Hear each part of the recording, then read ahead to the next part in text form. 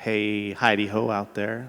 What We'd like up? to welcome you to the Open Door Podcast. the, Oh, I didn't know if we the were doing, Open Door I didn't know if we were podcast. doing that together. That would No, have been really that's all fun right. if I did. We're going to get this. Yeah. But not to be confused with Open Door Podcast. It's Yes. the Open Door Podcast. That is different. We are the one. I am your host, Andy, I'm your second host, Levi. and we'd like to welcome you and thank you for tuning in today. Indeed. So,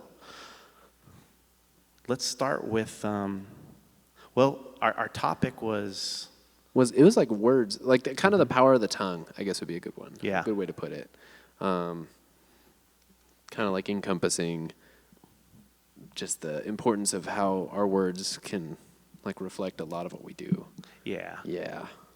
Yeah, it was kind of, it started off as a sermon or teaching about basically just how we treat other people. And when I got to the James verse, it really turned into something about, how we use our words because they're part of our interactions with other people. So Yeah, absolutely.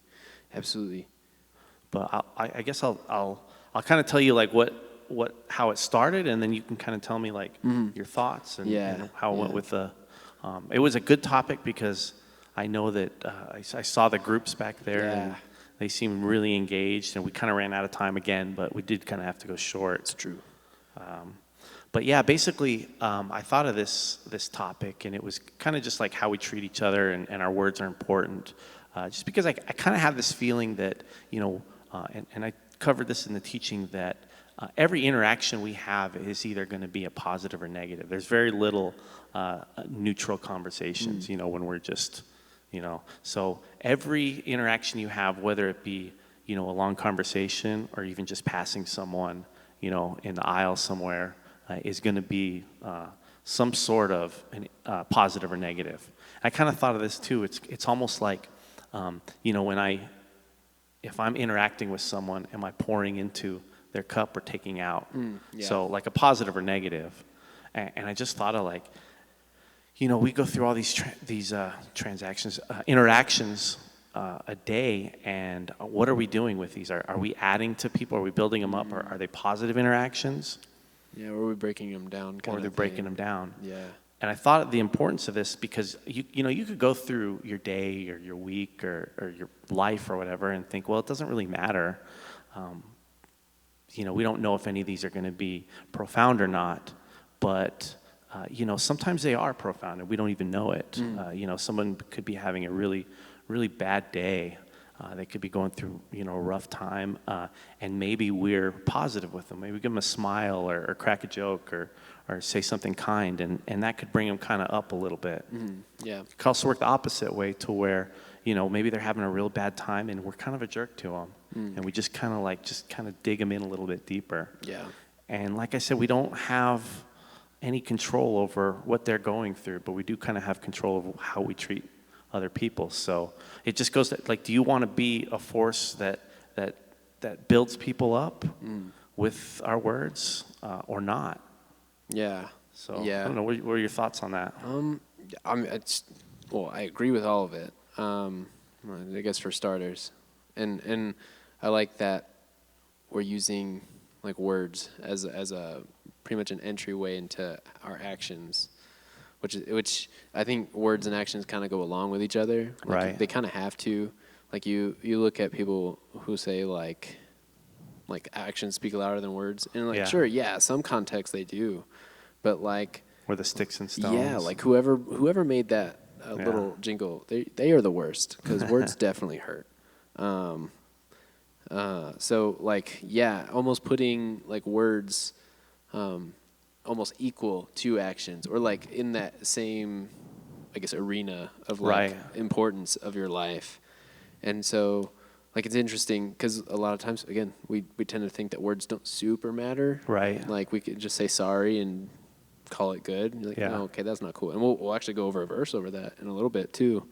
And so, yeah. No, I agree with everything. And as somebody personally who struggles with like word issues, Yeah. like I have a nasty habit of either going too far, like especially when it comes to correcting stuff. Right. Like I'd rather just correct it so it never happens again. Okay. Like especially Like with my nephew, like I would rather just say no really loudly and him never touch a toy again rather than like throw his toy and like potentially go along the risk with it. Right.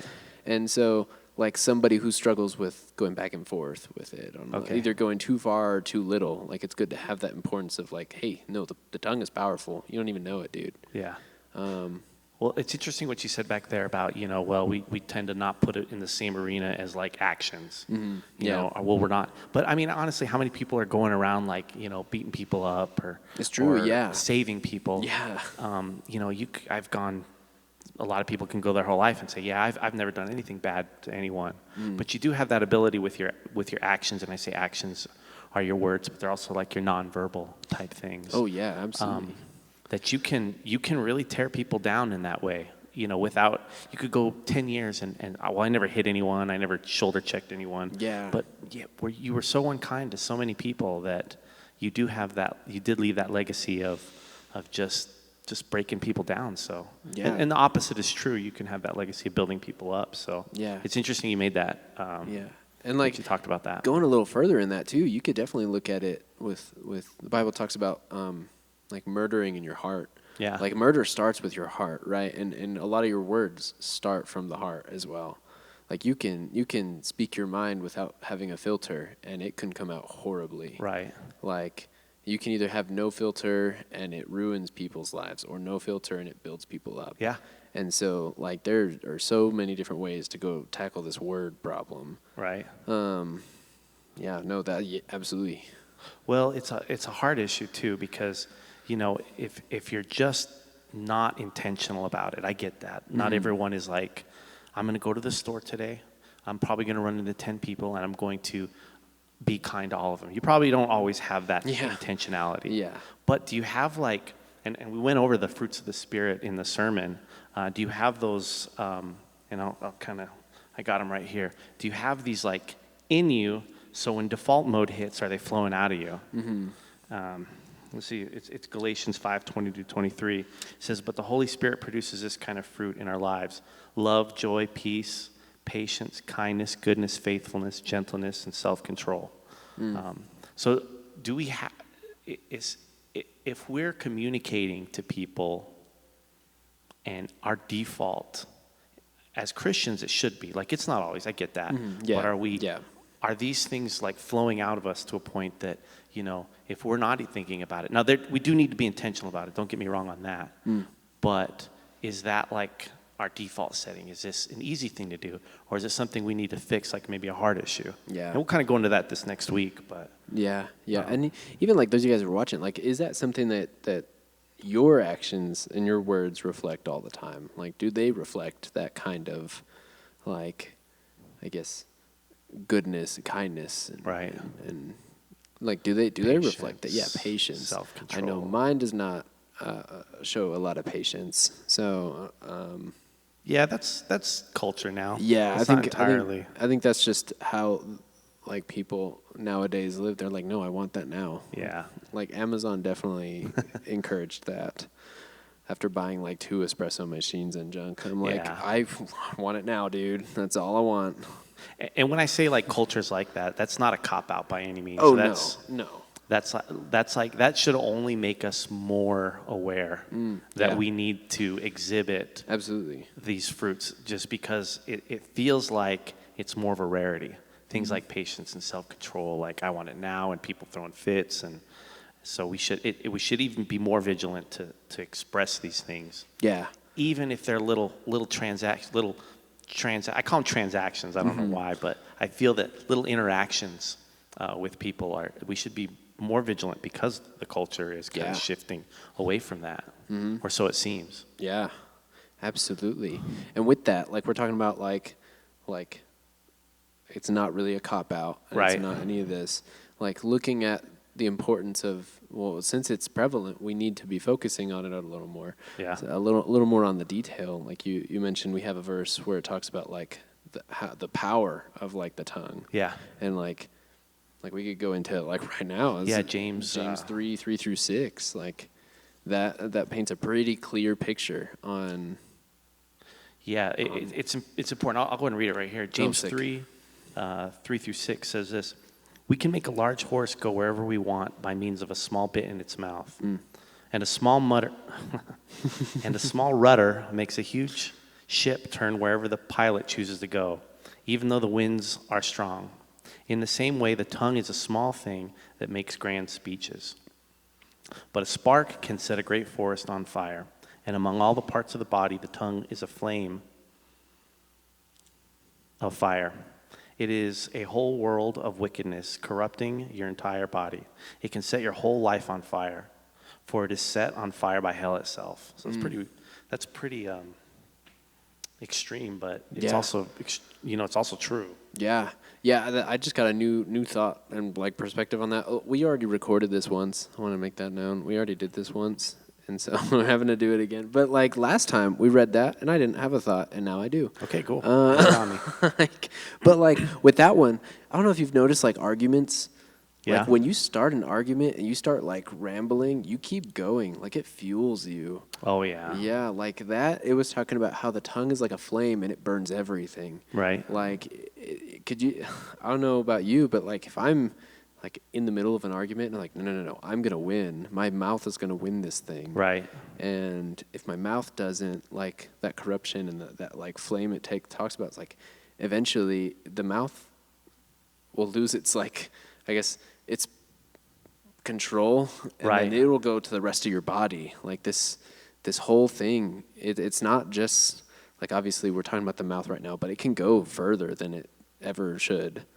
And so it can make grand speeches and it can do all this, but it has like a dangerous quality to like keep pushing you forward to a point that you can't really do anything good with. Even if you are just espousing nastiness, like in an argument or a fight, and you just keep going, you can say some really damaging, terrible things. Oh, yeah. You can ruin, the power of the tongue can ruin relationships. It can psychologically damage people, if it's coming from a place of trust. Especially as a father, it's my words are important. They carry a lot of weight to my kids, so I have to be aware of that, like how I speak with my wife, how I speak with the students. It's something that has to be. It can ruin careers. I mean, you think about like things that people say. It can and it can get nasty. Yeah, and we were talking about this before when I was at Starbucks before this. Like I was telling him that like part of the reason I left for the job I was at was because I was ready to argue with people. Yeah. I was at the breaking point of like, no, I'd rather argue with you and not have a job. And so getting to that point. I mean, it's good that you caught yourself there, because I mean we've all been there at that point where we're just like, oh, I just want to say some stuff. The mature thing is to remove yourself from the situation and kind of just hit the reset button. We don't always have that luxury, so that's when, we have to remember the scripture that's like, hey, this can do a lot of damage, so be aware of that. Yeah, and by checking yourself, you can be, okay, maybe I shouldn't. Yeah. Maybe I should hold back a little bit, or be, it all comes down to like how we want to treat this person. Yeah, for such a small part of your body, it does a lot of damage, or it can do a lot of damage. And so, or even not how we want to treat this person, because we might really want to like damage this person we're maybe confronted with, but how do you want to be remembered in that situation? Would be a better thing, because in an argument there's not really a winner. It's just and does it reflect those the spirits, the fruits of the Spirit in Galatians? Like we may not want to hurt people, but we also need to make sure that we're abiding by that. Yeah, definitely.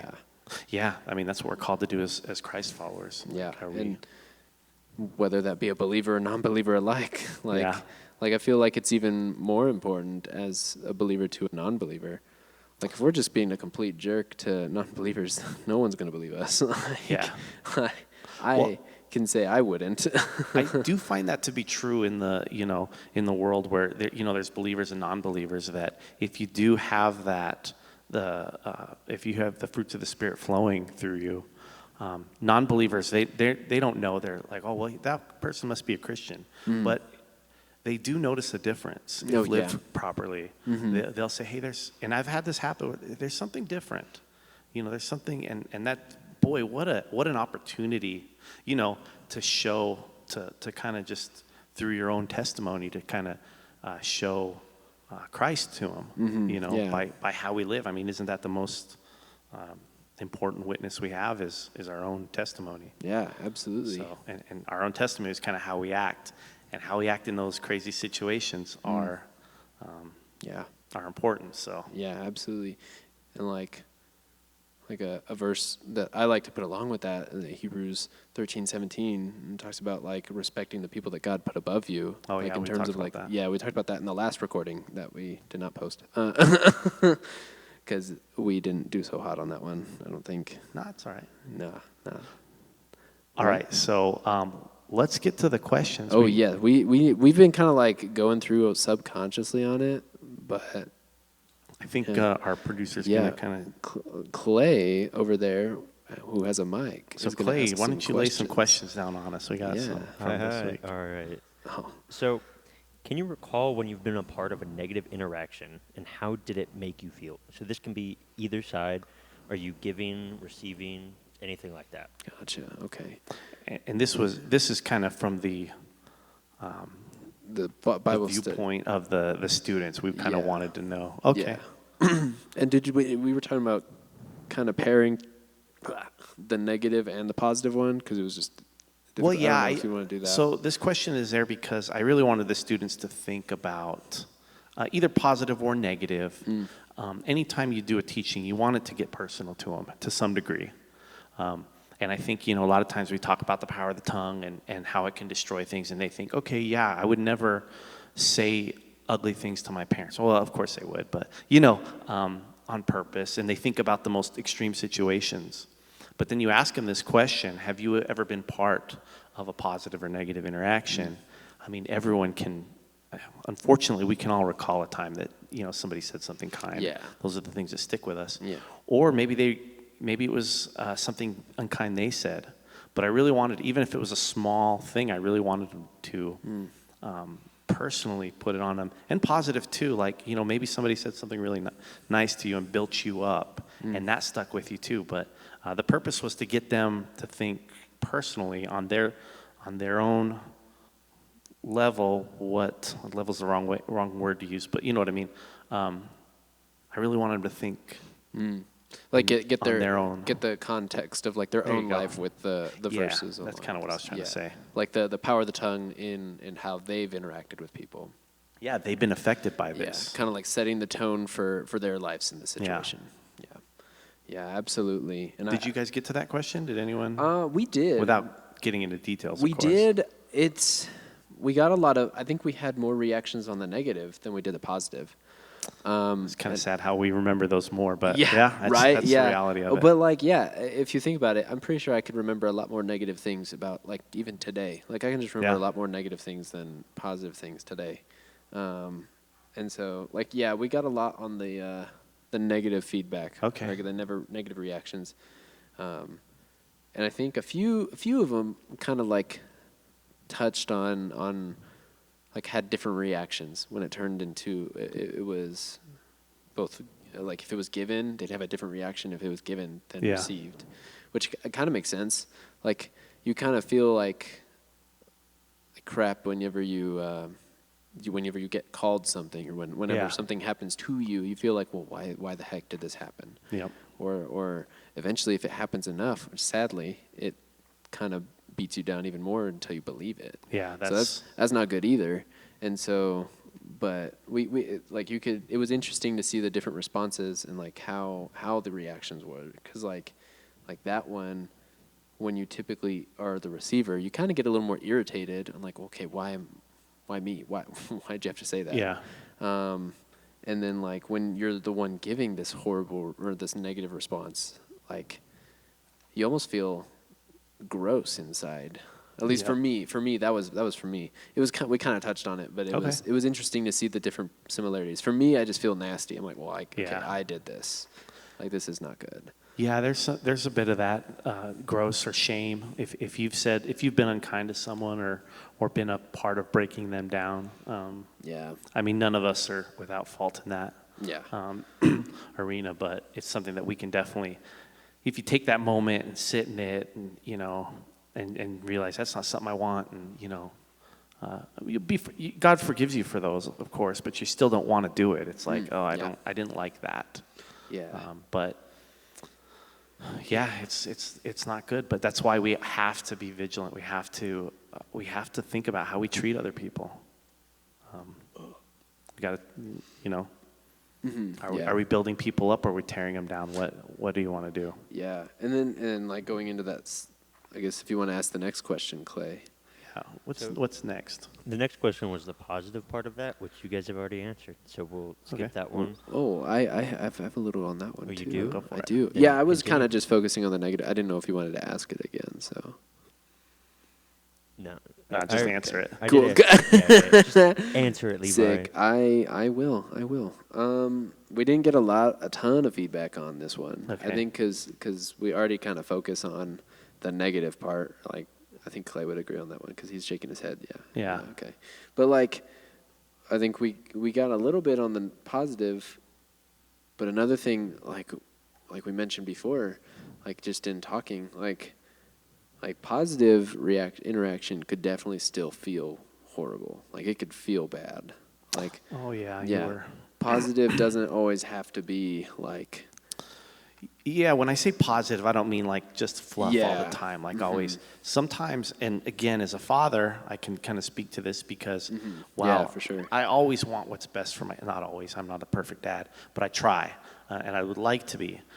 But it's not always fluffy, fun conversations. Yeah. Sometimes a positive interaction is not an easy conversation. It's hey, I notice you've been having an issue with this, and boy, that's not my hope for you. That's not. Yeah. And I think I was discussing it with someone, but whenever you've got someone that truly wants the best for you, like a parent, and you know that they want the best for you, it could be a parent, a coach, a teacher, a boss, whatever, a mentor, you kind of have that trust that, all right, you're going to tell me something difficult, but I know when we get out of this, that we both want to be in the same place. Yeah. And that's this, say it's a kid. So it's one of my kids. I truly want them to grow up and be just I want them to know the Lord. I want them to be happy. I want them to get out of the muck of, whatever, into a better place. And if they trust that I also want that, then sometimes it's that difficult conversation that's like, hey, I'm not taking from your bucket. I'm not trying to tear you down. I'm trying to build you up. But this is a thing that's going to be tough. So, it's not always easy, but again, it goes to that question. Are we building people up or are we breaking them down Yeah, are we with using our those, words? Those like expectations of the fruit of the Spirit Yeah. in our way of trying to guide people. And then just our approach too, if you're doing something, if you're like, I don't like your whatever. I don't like the way you drive. Levi, you're terrible at driving. Hey, Levi, listen. I could take a number of approaches. That's not the right one because I'm tearing you down. But if I say, hey, Levi, I would love for you to get to work on time or get to church on time. I would also love for you to get there safely. Yeah. I feel that the way you're driving may not always happen. So you either need to leave a little earlier. Yeah. And you could say, all right, that didn't make me feel all good inside, but it was still a part of building you up, hopefully. Yeah, and positive interactions, like I guess in short words, could be like positive interactions aren't always pleasant. Correct, Like they're not. And I want to make that clear. I am a great driver. That was just an example. I just have a little bit of road rage, that's all. Just a large amount. All right, what do we got next? Or did you have anything else? I don't want to cut you off. Oh no, I'm good. I'm done on that one. All right. So the next part, would one of you please read Proverbs 26:18 I'll through get 19 this. before I ask these questions? Oh, yeah, I Good. love this one. I will get this one because Andy's read 2.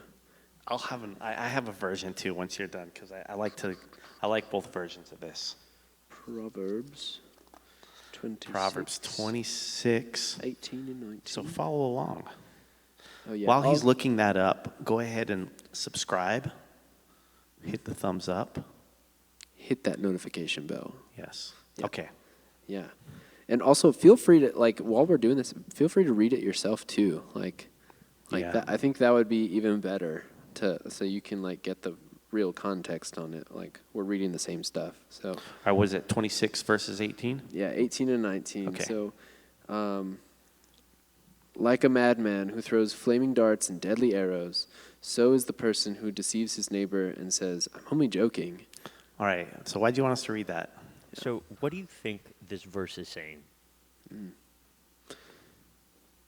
Don't throw darts. and arrows. Well, first of all, I love the visual. I'm a very visual person. I love yeah. when scripture paints a picture Yep. in my head. And my version says, just as damaging as a madman shooting a deadly weapon. So yours said flames and arrows. Yeah, mine says madman who throws flaming darts and deadly arrows. I think of a madman shooting a deadly weapon. I think of it just a nice, serene park. People are enjoying themselves. It's good weather. And I think of just this guy out shooting arrows and just really just...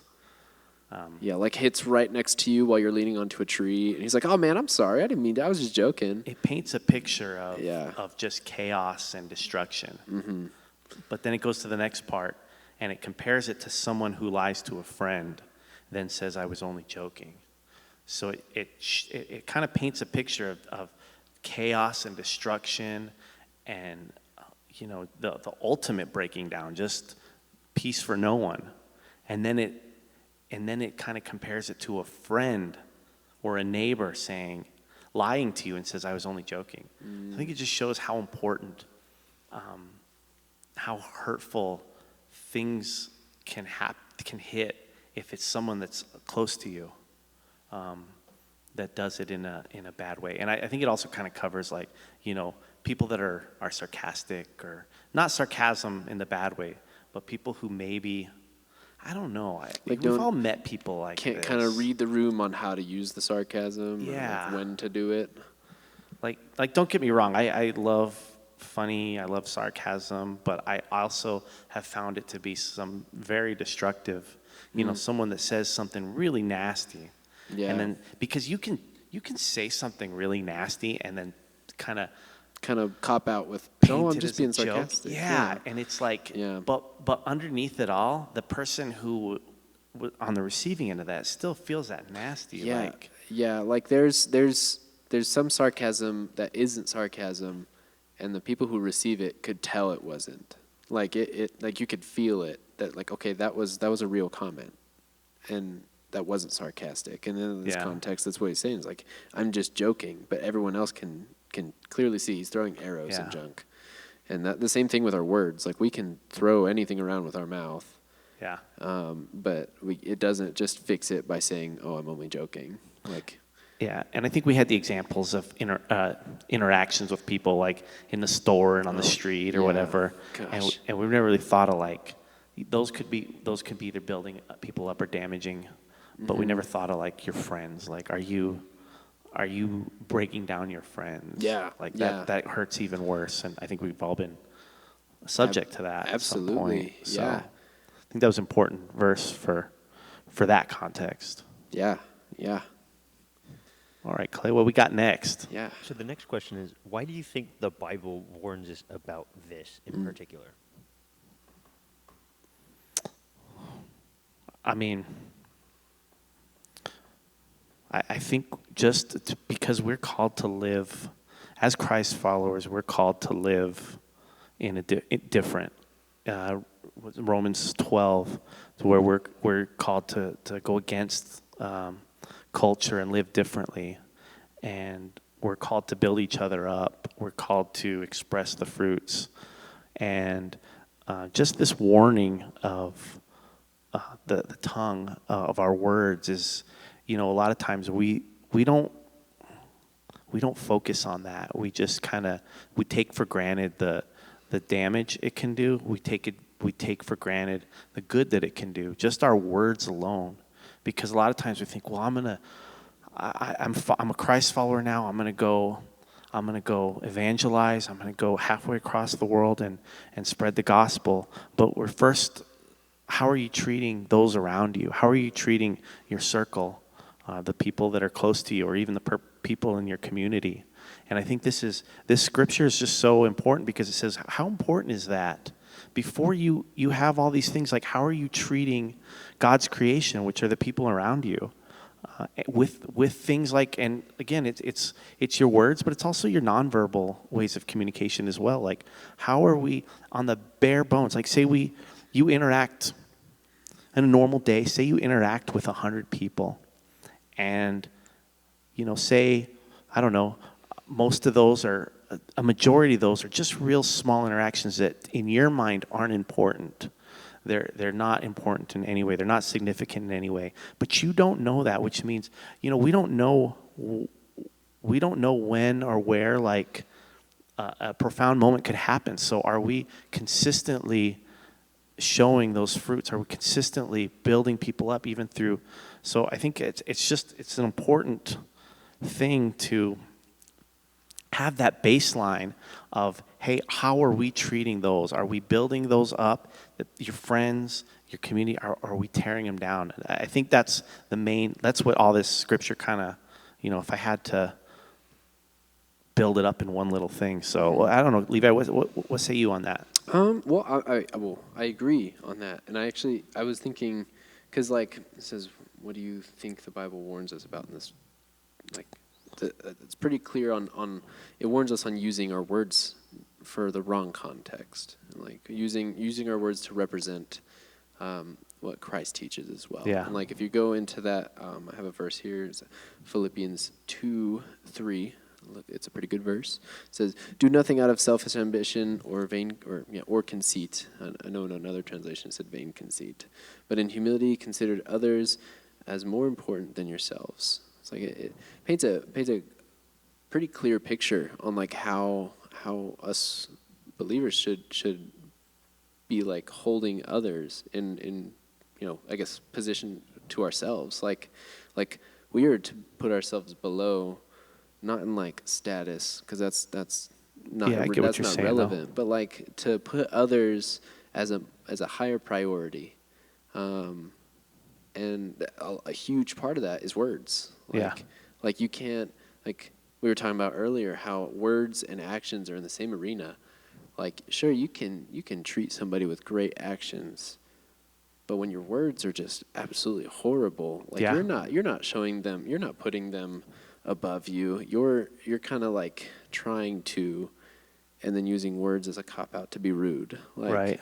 And that's not reflecting Christ at all. No. And so, like, I guess with this one, this is a good like way for me to think about it is like putting others, like humbling yourself below others Right. to serve them, as Christ would for everyone, as Christ did for everyone. Like he humbled himself to be a man and live with his creation, and then died for his creation. Yeah. Like, obviously, we're probably not going to, well, I can't say it. We're not going to die on a cross, but like, we're still called to live that example of like Right. serving others in that area. And a huge part of that is the way we speak. Like, Yeah. it's a huge part. Yeah, So- that humility part is big because it's like, well, I heard a definition of being polite as treating someone as they're more important than you. Doesn't matter if they are or not, it doesn't matter, but are you just polite? Are you humble? Are you, are you respectful of their time? Are you respectful of their space? Yeah. Yeah. So that's a good verse. Yeah. Absolutely. That would be my, like, I guess, big point on it, like, especially with words. Yeah. Like, and the words we talked about, it can make great speeches. Words can address multiple people at a time. Yeah. It's not just one or two. And so, like, it has so much power, and being able to humble it and put it below others to serve them, like, that's a huge thing. Yeah, definitely. So, yeah, that's my couple cents on the subject. Well, that's fantastic. We were able to cover some of, what we went over last Sunday. So I don't know. What are your thoughts? If you guys have, feel free to leave a comment or question or anything, and we'll go over it. We'll try to comment back. But yeah, this was great. We will. You want to close us out? Any other comments before we? No. Oh, one thing. I know our amazing producer has been responding to a lot of the comments. We will try and respond to them as well, and we'll put like, this is Levi responding. So that's one thing. Like it's not just Clay or just Andy or just me reading them. Like it's going to be all of us, and we'll all try and respond to everything. Yeah. And also with questions, like send them in. Like you can email, you can ask us in person if you know us in person. By all means, ask us in person. Yeah. And we will gladly probably almost prioritize that over like if we have a planned thing, we'd be like, oh, okay, these people are asking questions. We should probably go over this first. Yeah. I love to hear from you guys. Yeah. So just guard your build Proverbs, people up. Proverbs 4:23, guard your heart above everything else. Yeah, I will. We'll just keep going. Yeah. It's something that needs to be thought of. It's something that needs to be. Yeah. You need to be. You just have to. Yeah. Yeah, it's like a daily practice with words. Like we see that in this one, or else we'll become a madman. Yep. And so. All right. Well, great job. I think we're good. All right, you guys. We will see you on the next one. All right. Yeah. Peace out. Peace out.